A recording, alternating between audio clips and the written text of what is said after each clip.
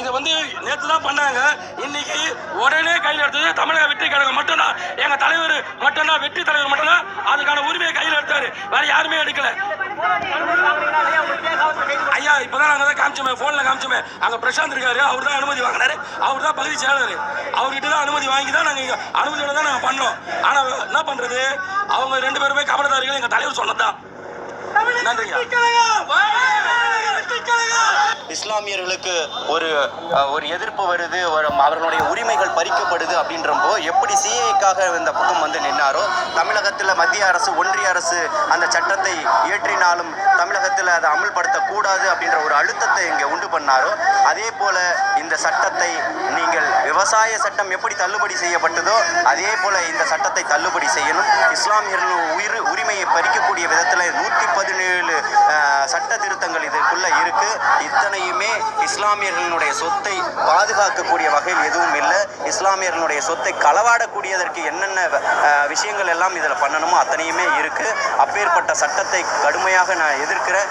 ஒட்டுமொத்த இஸ்லாமிய சொந்தங்கள், ஒன்றியத்தில் வாழக்கூடிய அத்தனை இஸ்லாமியர்கள் சொந்தங்கள் பக்கத்தில் நான் நிற்கிறேன்றதை மீண்டும் ஒரு முறை நிரூபித்திருக்கிறார் தலைவர் தளபதி அவர்கள் தான். பில்கிஸ் பானுன்ற ஒரு சகோதரியை 11 பேர் கொண்ட கும்பல் கதற பாலியல் வன்புறவு செய்து கர்ப்பிணியாக இருக்கக்கூடியவர்களுடைய வயிற்றை கிழித்து அந்த குழந்தையை எடுத்து கல்லால் அடித்து கொன்னதுக்கு பிறகும் அந்த பெண்மணி உயிரோடு எழுந்து வந்ததுக்கு அப்புறம் கூட அவர்கள் திருப்பியும் நீதிமன்றம் சென்று அவர்கள் ஆர்எஸ்எஸ்னுடைய புனிதர்கள், அவர்கள் அதுபோன்று தவறுகளில் செய்ய மாட்டார்கள் அப்படின்ற ஒரு தீர்ப்பை கொண்டு வந்து கொடுத்தது தான் இந்த பாஜக.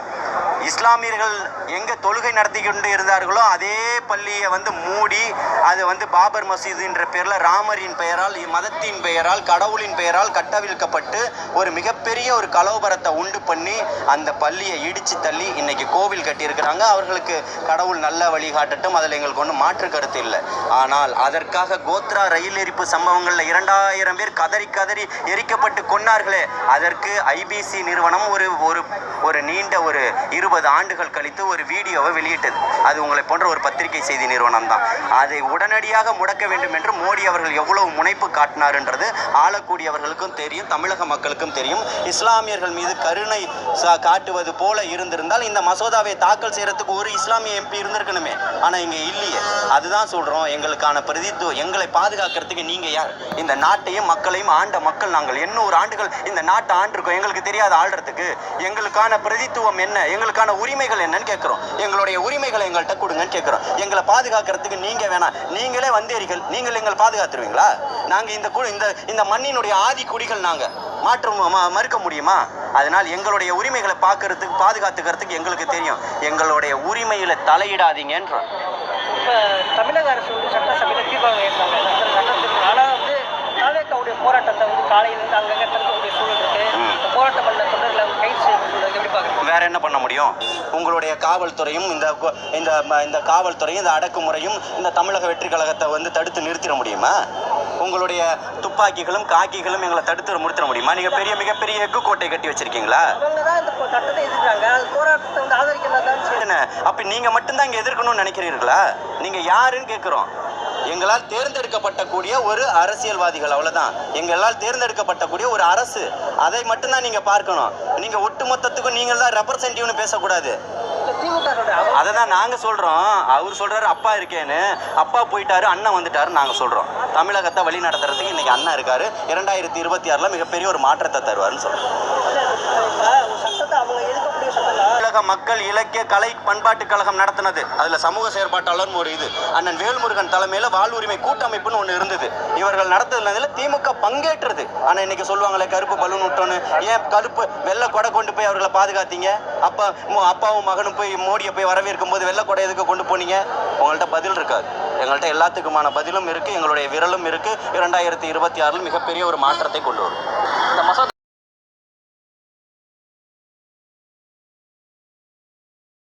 இந்த போராட்டம் வந்து சும்மா வந்தோம் கொடி பிடிச்சோம் மைக்கில் பேச இருக்கக்கூடாது. உரிமைக்காகவும் உண்மைக்காகவும் நடக்கணும்னு சொன்னார் ஒரே வார்த்தை. அந்த வார்த்தையை பேஸ் பண்ணி நீங்கள் பார்த்தீங்கன்னா, நீங்கள் இந்த கூட்டம் நீங்கள் பார்த்தீங்கன்னா உண்மையிலையும் உணர்வுலையும் கூட்டின கூட்டம். 200 ரூபாய்க்காகவும் 100 கூட்டின கூட்டம் கிடையாது. இந்த கூட்டம் தளபதி மேலே பற்றுனாலையும் இஸ்லாமிய மேலே உரிமையினாலையும் கூட்டின கூட்டம் இது.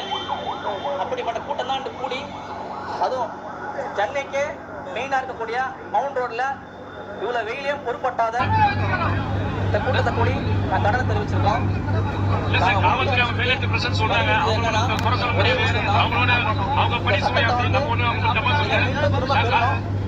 இந்த சட்டம் வந்து நடைமுறைப்படுத்தக்கூடாது.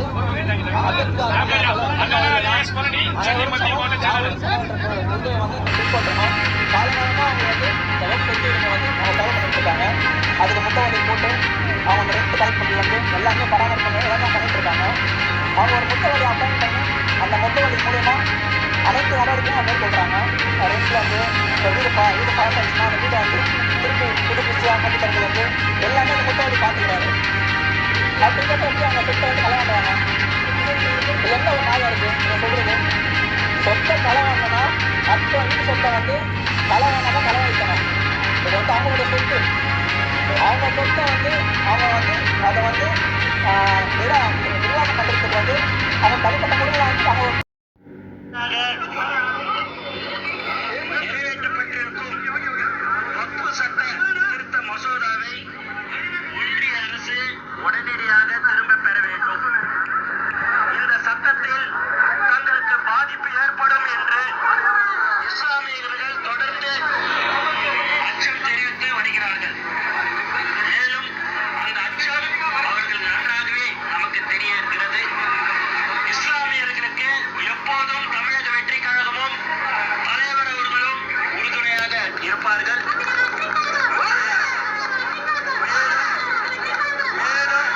மேலும் தலைவர் அவர்கள் நேற்று அறிக்கை ஒன்று வெளியிட்டிருக்கிறார். அதில் முழு விவரம் அதில் இருக்கிறது. ஆகவே மற்றவர்களைப் போல நாங்களும் வந்தோம் போனோம் இருக்க மாட்டோம்.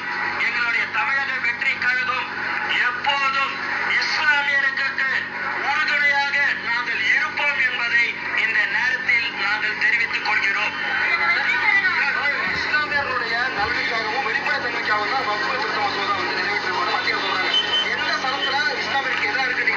நீங்க எந்த சரத்துல இஸ்லாமியருக்கு எதிராக இருக்குதுன்றது நீங்க கேக்குறீங்க. இஸ்லாமியர்கள் அதுல பாதிக்கப்படுகிறார்கள். அவர்களுக்கு அந்த சட்ட திட்டங்கள்லாம் என்ன என்பது தெரியும். எதற்கு தேவையில்லாமல் அவங்களுடைய சொத்துல உங்க வீட்டு சொத்து இருக்குது, அதுல இன்னொருத்தவங்க போய் அந்த சொத்துல பங்கு கொள்றோம் இல்ல அதுல நாங்க வந்து இருக்கலாம்ன்றது எந்த விதத்துல நியாயம்? அந்த மாதிரிதான் இந்த சட்ட மசோதாவை அவர்கள் திரும்ப பெற வேண்டும் என்று தமிழக வெற்றி கழகம் சார்பாக கேட்டுக்கொள்கிறேன். அவங்க எல்லாமே செய்யறது எல்லாமே வேலிட் ரீசனோடய செய்யறாங்க. எதிர்ப்பா செய்யணும்னு இஸ்லாமியர்களுக்கு எதிர்ப்பாக செய்யறார்கள். என்ன சார் ஒரு பாயிண்ட்? இஸ்லாமியர்களுக்கு மக்கள் தானே தேர்ந்தெடுத்தாங்க. ஒன்றிய அரசை மக்கள் தேர்ந்தெடுக்கும் போது மக்கள் எந்த விருப்பத்தை சொல்கிறார்களோ அதுபடிதான் அரசு இருக்க வேண்டும். அப்படி இருக்கும் போது இஸ்லாமியர்களை பாதிக்கும் விதமான இந்த சட்டத்தை ஒன்றிய அரசு கண்டிப்பாக திரும்ப பெற வேண்டும். அதற்கு நாங்கள் தொடர்ந்து தலைவர் அவர்களின் வழிகாட்டுதல்படி நாங்கள் ஆர்ப்பாட்டம் போராட்டம் நடைபெறும். தமிழ்நாடு முழுக்க இன்று தமிழக வெற்றி கழகத்தின் ஆர்ப்பாட்டங்கள் அடையாள ஆர்ப்பாட்டம் தலைவர் அவர்களின் அறிவுறுத்தலின்படி நடைபெற்றுக் கொண்டிருக்கிறது. இஸ்லாமியர்களுக்கு நாங்கள் எப்போதும் உறுதுணையாக இருப்போம்.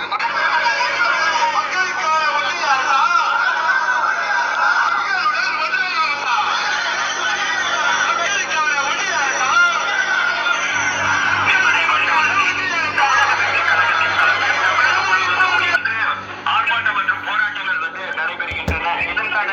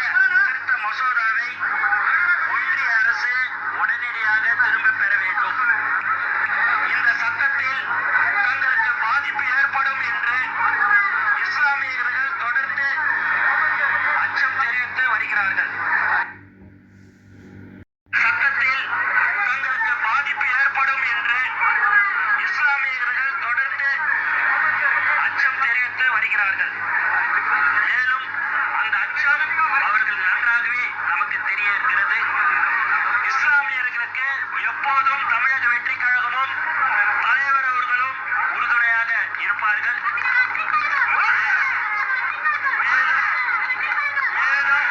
மேலும் தலைவர் அவர்கள் நேற்று வாக்கு வாரியம் என்ன செய்யும்? மசூதிகள் மற்றும் கல்லறைகளை பராமரித்தல், கல்வி நிறுவனங்கள் மற்றும் சுகாதார வசதிகளை நிறுவுதல் மற்றும் ஏழை மற்றும் ஊனமுற்றோருக்கு நிதி உதவி வழங்குதல். இதுவரை தொண்டு நிறுவனங்கள் மற்றும் மத நிறுவனங்கள் அரசியல் அமைப்பின் ஒருங்கிணைந்த பட்டியலின் கீழ் வருகின்றன. எனவே பாராளுமன்ற மன்றம் மற்றும் மாநில சட்டமன்றங்கள் இரண்டும் அதன் மீது சட்டங்களை உருவாக்கும் அதிகாரங்களை கொண்டுள்ளன. தற்போது இந்தியாவில் வாக்கு உருவாக்க மற்றும் மேலாண்மை வாக்கு சட்டம் 1995 நிறைவேற்றப்பட்டது. இஸ்லாமிய சகோதரர்கள் தங்களுடைய மதம் சார்ந்த நடவடிக்கைகளை இந்த வாக்கு சட்டத்தின் மூலமாக செயல்படுத்த ஏதுவாக இதுவரை இருந்தது. இதற்கு முன்பு 1955 பழைய ஆங்கிலேயர் ஆட்சி காலத்தில் இருந்த வகுப்பு சட்டங்கள் ரத்து செய்யப்பட்ட போதும் சரி, அதன் பிறகு பல்வேறு முறை இந்த வகுப்பு சட்டங்கள் திருத்தப்பட்டு நடைமுறைக்கு கொண்டு வரப்பட்ட போதும் சரி, இந்த ஆர்ப்பாட்டமும் போராட்டமும் எழவில்லை. ஆனால் தற்போது வேண்டுமென்றே இஸ்லாமிய சகோதரர்கள் மீது வெறுப்பு உருவாக வேண்டும் என்பதற்காக 1,00,000 கோடிக்கும் மேலாக சொத்துக்களை கொண்ட வக்ஃப் வாரியத்தின் அதிகாரத்தை பறிக்கும் விதமாகவும், மேலும் பார்க்கக்கூடிய இந்து சகோதரர்களுக்கு இந்தியாவின் 3வது பெரிய சொத்தை இந்த வக்ஃப் வாரியம் இஸ்லாமிய சகோதரர்கள் மீது ஒரு வண்ணத்தை கட்டவிழ்த்து விடும் விதமாகவும் இது உள்ளது. இந்த மசோதா மத்திய வக்ஃப் கவுன்சில் மற்றும் வக்ஃப் வாரியங்களின் அமைப்பை முஸ்லிம் அல்லாத உறுப்பினர்களையும் உள்ளடக்கும் வகையில் மாற்றப்பட்டுள்ளது. இஸ்லாமிய அமைப்பிற்குள் முஸ்லிம் அல்லாதவர்கள் எதற்காக உள்ளே இருக்க வேண்டும்? சர்வே கமிஷனருக்கு பதிலாக கலெக்டர் நியமிக்கப்பட்டு வரப்பட்டுள்ளது. இந்த மசோதா உயர்நீதிமன்றத்தில் நேரடி மேல்முறையீட்டை வழங்குகிறது. இஸ்லாமிய சகோதரர்களின் உரிமையை பறிக்கும் செயல். இந்து மற்றும் சிக்கிய அறக்கட்டளைகளை நிர்வகிக்கும் ஒத்த நிறுவனங்கள் முதன்மை அந்தந்த மதங்களை சார்ந்த உறுப்பினர்களை கொண்டுள்ளன. வக்ஃப் தீர்மானங்களிலிருந்து முஸ்லிம் சட்ட நிபுணரை நீக்குவது வக்ஃப் தொடரான தலகத்தை சார்ந்த சொத்துக்களை அந்த மதத்தினரே உள்ளடக்கி செய்யப்படுகிறதோ, அதே போல இந்து மதம் சார்ந்த கோயில் சொத்துக்களை அந்த அறநிலைத்துறையே இருந்தும் அதனை நிர்வகிக்கும் உரிமைகளை ரத்து இந்து சகோதரர்கள் வழங்கியுள்ளதோ, அதே போல இஸ்லாமிய சகோதரர்களின் வெப்ப வாரிய சொத்துக்களை அவர்களின் பாரம்பரிய உரிமையில் அதை பிளவுபடாத அரசியல் செய்ய நினைக்கும் ஒன்றிய பிஜேபி அரசாங்கம் கொண்டு வந்திருக்கும் இந்த சட்ட திருத்த மசோதாவை தமிழக வெற்றி கழகம் சார்பில் வன்மையாக கண்டிக்கின்றோம். எந்த வகையிலும் தமிழக வெற்றி கழகம் பிளவுவாதத்தையும் மதவாதத்தையும் எந்த வழியில் கொண்டு வந்தாலும் ஏற்க முடியாது. நன்றி. இந்தியாவில் வாக்கு உருவாக்க மற்றும் மேலாண்மை வாக்கு சட்டம் 1995 நிறைவேற்றப்பட்டது. இஸ்லாமிய சகோதரர்கள் தங்களுடைய மதம் சார்ந்த நடவடிக்கைகளை இந்த வாக்கு சட்டத்தின் மூலமாக செயல்படுத்த ஏதுவாக இதுவரை இருந்தது. இதற்கு முன்பு சட்டத்திருத்த மசோதா. இந்த சட்டத்திருத்த மசோதா என்பது எதிர்க்கட்சிகளுடைய எம்பிக்களுடைய கடும் எதிர்ப்பையும் மீறி மக்களவை மற்றும் மாநிலங்களவையில் நிறைவேற்றப்பட்டிருக்கிறது. இந்த மசோதா என்பது சட்டத்திற்கு புறம்பாக கொண்டு வரப்பட்டிருக்கிறது என்று எதிர்க்கட்சிகள் தொடர்ந்து கருத்துக்களை தெரிவித்திருக்கின்ற இந்த சூழ்நிலையில் நாடு முழுவதும் போராட்டங்கள் என்பது தொடர்ந்து நடைபெற்றுக் கொண்டிருக்கிறது. குறிப்பாக பீகார் மாநிலத்தில் அங்கிருக்கின்றவர்கள் ஏராளமானவர்கள் போராட்டத்தில் இறங்கியிருக்கிறார்கள். அதேபோன்று கொல்கத்தாவில் மேற்கு வங்க மாநிலத்தில் உள்ள தலைநகர் கொல்கத்தாவில் ஏராளமானவர்கள் கூடி போராட்டத்தில் ஈடுபட்டுக் கொண்டிருக்கிறார்கள். போராட்டத்தில் ஈடுபட்டுவதை பொறுத்தவரையில் வக்ஃப் வாரிய மசோதா சட்ட திருத்தத்தை உடனடியாக ரத்து செய்ய வேண்டும் என்ற கோஷங்களை இட்டுக் கொண்டிருக்கிறார்கள். பீகார், கொல்கத்தா மட்டுமல்லாமல் அகமதாபாத், மும்பை போன்ற இடங்களிலும் போராட்டம் என்பது பரவ துவங்கியிருக்கிறது. இந்த இடங்களில் மட்டுமல்லாமல் நாட்டினுடைய பல்வேறு இடங்களில் போராட்டம் என்பது வெடிக்க துவங்கியிருக்கிறது. இதற்கு முக்கிய காரணம் மத்திய அரசால் கொண்டு வரப்பட்டிருக்கின்ற இந்த வக்ஃப் சட்ட திருத்த மசோதா என்பது சட்டத்திற்கு புறமாக கொண்டு வரப்பட்டிருக்கிறது. சிறுபான்மையினரை ஒடுக்கும் விதத்தில் இந்த சட்ட திருத்தம் என்பது கொண்டு வரப்பட்டிருப்பதால் உடனடியாக அதை திரும்பப் பெற வேண்டும் என்ற கோரிக்கையை வலியுறுத்திதான் இவர்கள் போராட்டத்தில் ஈடுபட்டுக் கொண்டிருக்கிறார்கள். இந்த மத்திய அரசால் கொண்டு வரப்பட்டிருக்கின்ற வக்ஃப் வாரிய சட்ட திருத்த மசோதாவிற்கு எதிராக உச்சநீதிமன்றத்தில் வழக்கு தொடர்வதற்கும் தொடர்ந்து முனைப்பை காட்டி வருகின்றன. மக்களவை மற்றும் மாநிலங்களவையில் இந்த மசோதாக்கள் நிறைவேற்றப்பட்டிருந்தாலும் குடியரசுத் தலைவர் இதுவரை ஒப்புதல் வழங்கவில்லை. குடியரசுத் தலைவர் ஒப்புதல் வழங்கியவுடன் தமிழ்நாடு உள்ளிட்ட பல்வேறு மாநிலங்கள் இதை எதிர்த்து உச்சநீதிமன்றத்தில் வழக்கு தொடர இருக்கின்றன. இன்றைய தினம் தமிழ்நாடு சட்டப்பேரவையில் பேசிய திமுக தலைவரும் தமிழ்நாடு முதலமைச்சருமாக இருக்கின்ற மு.க. ஸ்டாலின் அவர்கள் தமிழ்நாடு அரசு மட்டுமல்லாமல் திமுகவும் இதற்கு எதிராக உச்சநீதிமன்றத்தில் வழக்கு தொடரும் என்று தெரிவித்திருக்கிறது. அதேபோன்று அகில இந்திய காங்கிரஸ் கட்சியும் தனது பங்கிற்கு உச்சநீதிமன்றத்தில் வழக்கு தொடரும் என்று தெரிவித்திருக்கிறது. குடியரசுத் தலைவர் ஒப்புதல் அளித்தவுடன் இந்த வழக்குகளை உச்சநீதிமன்றத்தில் இவர்கள் தொடர இருக்கிறார்கள். இந்த நிலையில் தான் நாடு முழுவதும் போராட்டம் என்பது தொடர்ந்து நடைபெற்றுக் கொண்டிருக்கிறது. பல்வேறு இடங்களில் போராட்டக்காரர்கள் அரசுக்கு எதிரான கோஷங்களை எழுப்பி போராட்டத்தில் ஈடுபட்டுக் கொண்டிருக்கிறார்கள். பல இடங்களில் போலீசாருக்கும் போராட்டக்காரர்களுக்கும் இடையே தள்ளுமுள்ளு ஏற்பட்டுக் கொண்டிருப்பதை நாம் நேரடியாகவே பார்க்க முடிகிறது. இன்றைக்கு தொடங்கியிருக்கிற இந்த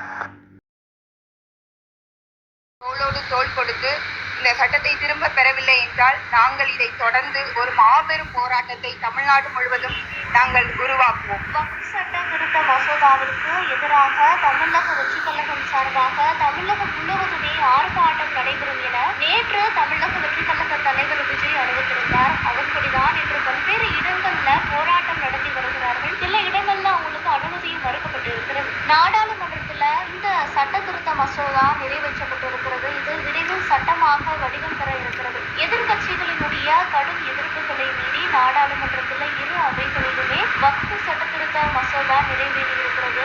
இந்த திருத்தத்திற்கு தற்போது எதிர்ப்பு தெரிவித்து தமிழகத்தில் பல்வேறு தரப்பினரும் தங்களுடைய கருத்துக்களை தெரிவித்து வருகிறார்கள். மேலும் தமிழக வெற்றிக் கழக தலைவர் விஜயும் இது குறித்து அறிக்கை ஒன்றை வெளியிட்டிருந்தார். மத்திய அரசால் நிறைவேற்றப்பட்டிருக்கக்கூடிய இந்த மசோதா மதசார்பற்ற இந்திய ஜனநாயகத்தின் அடிப்படை கொள்கைகளையும் அரசியலமைப்பின் மாண்பையும் மீண்டும் ஒரு முறை கேள்விக்கு உள்ளாகி இருக்கிறது. பாஜக அரசு தொடர்ந்து அரசியலமைப்பின் மீது களங்கம் ஏற்படுத்தி வரும் ஒரு மோசமான போக்காக இந்த சட்டத்திருத்த மசோதாவை நிறைவேற்றி இருக்கிறது அப்படின்னு தன்னுடைய கருத்துக்களை தெரிவித்து தமிழகம் முழுவதுமே ஆர்ப்பாட்டம் நடைபெறும் என அறிவித்திருந்தார். அந்த வகையில இன்று காலையிலிருந்து பல்வேறு இடங்கள்ல தமிழக வெற்றிக் கழகத்தினர் கண்டன ஆர்ப்பாட்டங்களை நடத்தி வருகிறார்கள். இந்த சட்ட திருத்தங்கள் இஸ்லாமியர்களை பாதிக்கும், அவர்களினுடைய உரிமைகளை பறிக்கும் செயல் என வலியுறுத்தி இந்த சட்டத்தை உடனடியாக திரும்ப பெற வேண்டும் என கோரிக்கை விடுத்து வருகிறார்கள். அந்த வகையில தூத்துக்குடியில ஆர்ப்பாட்டம் நடைபெற்றிருக்கிறது. அஜித் ஆக்னல் இந்த ஆர்ப்பாட்டத்தில் பங்கேற்று தன்னுடைய கருத்தை செய்தியாளர்கள் சந்திப்பில் தெரிவித்திருக்கிறார்.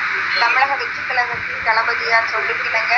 இன்று தமிழ்நாடு முழுவதுமாக தமிழக வெற்றிக் கழகம் சார்பாக இஸ்லாமியர் உரிமைகளை பறிக்கும் வக்ஃப் வாரிய திருத்த சட்டத்தை திரும்ப பெறும் பொருட்டு இந்த மாபெரும் கண்டன ஆர்ப்பாட்டத்தை ஏற்படுத்தி இருக்கிறோம். இந்த கண்டன ஆர்ப்பாட்டம் இஸ்லாமிய சகோதரர்களுக்கு நாங்கள் கொடுக்கும் பெரும் ஆதரவு. இந்தியா என்பது மதம், இன, மொழி பாகுபாடில்லாத அனைவரும் வேற்றுமையில் ஒற்றுமை காணும் ஒரு ஜனநாயக தேசம். இந்த தேசத்துல மக்களை பிளவுபடுத்தும் வகையில் இந்த பாசிச அரசு கொண்டு வந்திருக்கும் இந்த வக்ஃப் வாரிய திருத்த சட்ட மசோதாவிற்கு எதிராக நாங்கள் இந்த ஏற்பாட்டை பண்ணியிருக்கிறோம். இது நள்ளிரவு இயற்றப்பட்ட ஒரு சட்டமாக இருக்குது. இது எதிர்கட்சிகளை வெளிநடப்பு செய்ய வச்சுட்டு இவங்க நள்ளிரவு இந்த ஏற்பாட்டை பண்ணியிருக்கிற இந்த சட்டத்தை கொண்டு வந்திருக்கிறாங்க. இந்திய வரலாற்றிலே இப்படி ஒரு நள்ளிரவு இந்த ஒரு சட்டம் இயற்றப்பட்டதே இல்லை அப்படிங்கிற